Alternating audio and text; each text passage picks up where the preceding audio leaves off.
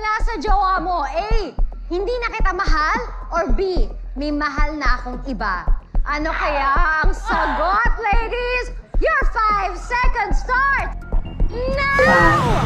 5, 4, 3, 2, 1. Stand up! Parang alam na alam nila. Parang may pinagdaanan silang dalawa. Pero eto na naman, pareho sila ng sagot. Bakit yun ang sagot mo? Actually, hindi ko pa naman po na-experience, pero feeling ko lang, Which part yung hindi mo na-experience? yung love. Never pa po ako nagpa-love life. NBSB po. So I just, feeling ko lang, mas masakit marinig yung may mahal na akong iba. Okay, sana hindi mangyari sa'yo yun. But I think there are guarantees to that if you listen to me. I'll talk to you later. Okay. Kevin, why? Why? Mas matatanggap ko kung hindi na ako mahal pero walang third party. Yan! Kasi mas masakit yung pinagpalit ka sa iba. Yung parang may insecure ka na sa sarili mo na kapalit-palit. Pangit ba ako? Yung mga ganon. Well, I am interested to know kung ano ang masasabi ng ating people. Sean? Sobrang na-trigger po kasi ako sa tanong na to eh. Bakit naman? Kasi talaga naman, mas masakit pong marinig na may mahal na siyang iba. Tama, mali! Kasi ako na yun eh. Pinagpalit mo ko, isipin mo, nasa kama ka na, bumaba ka sa sahig.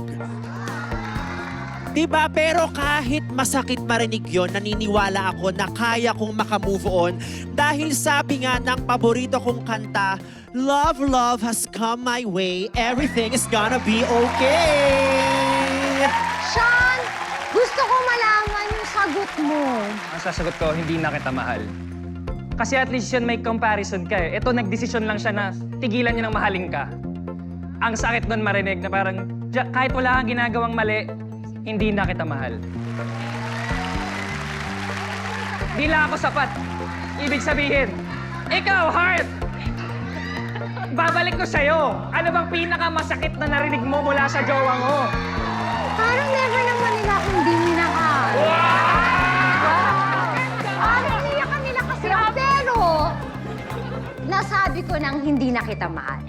And para sa akin yun siguro yung mas masakit. Kasi hindi dahil nakakita siya ng iba, hindi dahil ng ibang aspeto, bigla na lang siyang nawala. 'Di ba? So yun siguro yung masakit. Kahit sa taong nagsabi nun, masakit din sabihin yun.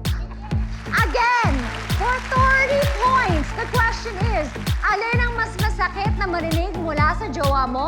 Hindi na kita mahal o may mahal na akong iba? Ang sabi ni Team Shansu and Team Kebab, may mahal na akong iba. The people have spoken at ang sagot ng people ay...